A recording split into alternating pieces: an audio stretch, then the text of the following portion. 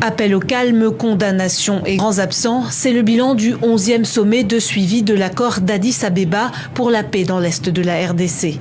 13 pays signataires réunis dans la capitale burundaise avec sur la table l'épineux dossier de la violence à l'est de la RDC. Le président congolais Félix Tshisekedi pointe une fois de plus le Rwanda.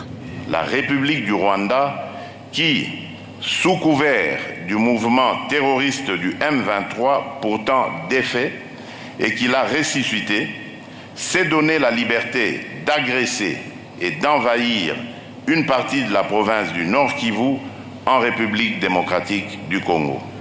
Il aurait pu une nouvelle fois démentir, mais le président rwandais Paul Kagame est un des grands absents. Comme le Kenya, qui dirige pourtant la force est-africaine déployée dans l'est de la RDC.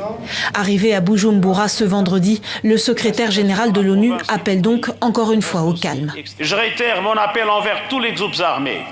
Déposez les armes immédiatement et rejoignez les processus de démobilisation, de désarmement et de réintégration. Autre urgence, le conflit soudanais. Je joins ma joie à celle des autres dirigeants du monde entier pour demander aux partis en conflit de cesser immédiatement et définitivement les hostilités et de s'engager avec volonté dans les négociations afin de trouver une solution pacifique à la crise.